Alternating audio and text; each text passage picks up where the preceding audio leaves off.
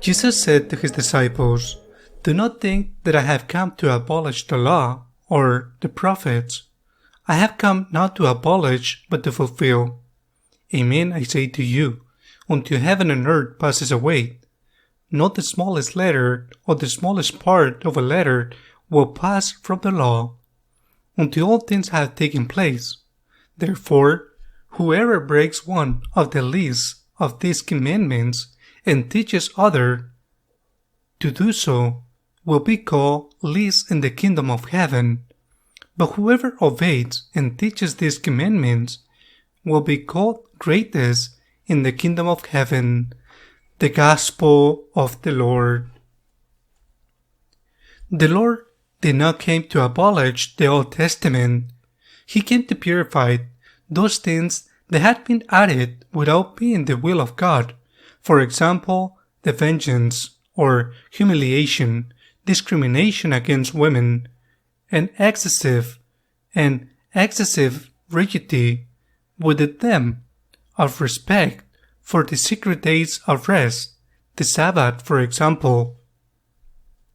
All that had to be purified, and Christ purified it with great suffering because it cost him much effort and accusations and persecutions, but the essential is still there.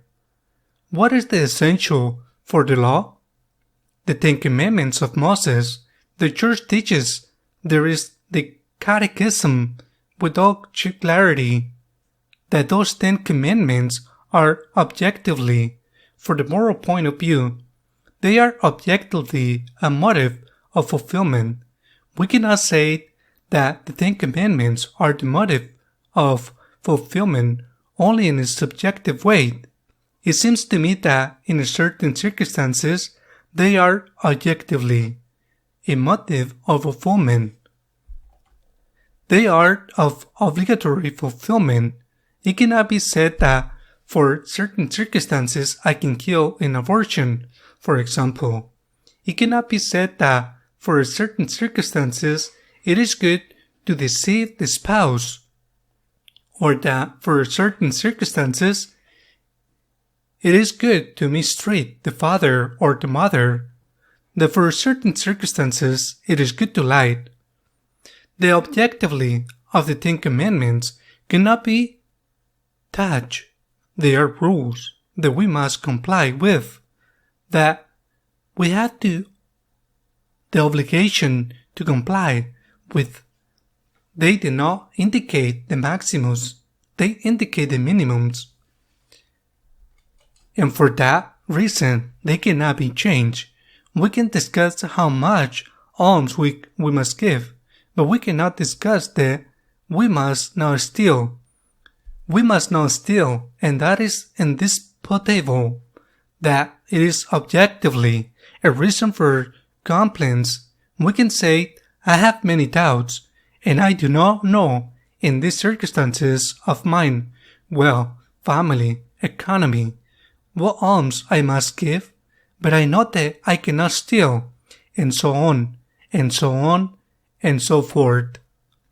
But the Lord does not only speak of the law, He also speaks of the prophets, and the teachings of the prophets are varied. They are very, very rich. It is not the same.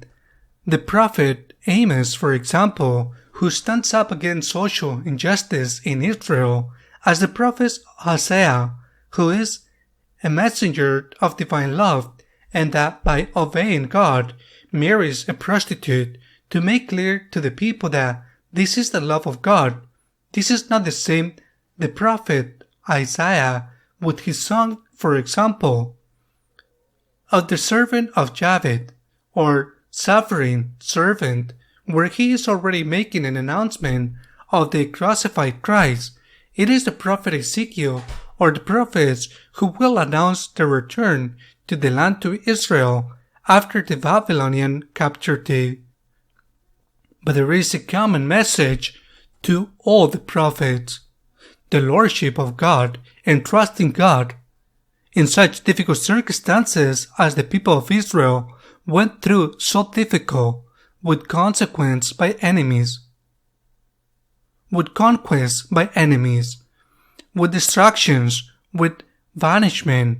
In those circumstances, the prophet raised his voice to encourage to people not to give up, and even trusting, and also raised his voice to tell the people not to worship other gods and to continue worshiping only the God who was the only true God. Trust and full faithfulness. I believe that this is also part of the message that Jesus wants us not to forget, and that has not been and never will be marginalized or left aside. To fulfill the law and to fulfill it taking into account that they are not the minimums that we can in no way fail to fulfill, looking for excuses. To fulfill the law, to trust in God, to put the Lord always in the first place of our heart, even if sometimes we have to pay the price of persecution and blood. Amen.